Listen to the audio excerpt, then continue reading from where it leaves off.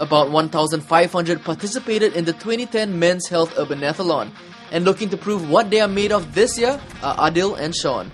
At 19, Adil is one of the youngest participants training to prove that he can run with the big boys. And at 36, Shawn has a more pragmatic approach to the grueling event. How has training been treating you so far? Not good.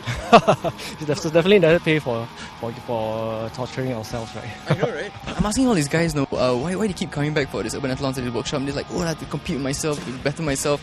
And you are finally I met someone who's honest with yourself. Why do you come back for torture? But you know what they say about getting old, right? When you can't beat other contestants, you try to beat yourself. Precisely, I guess that's why they're joining this. Oh, wow. Okay, how has the training been so far? This is like the second workshop, right? Yeah, second workshop. It's very tough. It's not what I have expected. But it's a good training for us to prepare us for the marathon. So what exactly drives the men to take part in events such as this?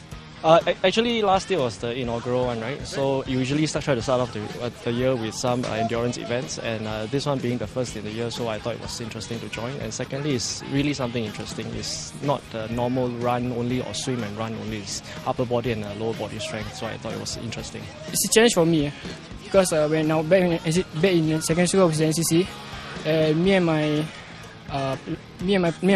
my platoon was the toughest. So after I graduated from my NCC, I feel very weak. So I gained weight and I challenged myself to lose some weight and get myself fit. So instead of just going to the gym, jog at the treadmill or at the stadium, I found out there's this Urbanathlon. So it's an opportunity for me to get fitter.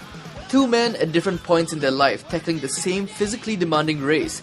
Does age come into play here? When men hit 30, right, they start declining, metabolic rate drops and everything. Was it the same for you? Exactly. Okay, so did you change your diets, maybe less alcohol if you do drink, or less red meat, something like that?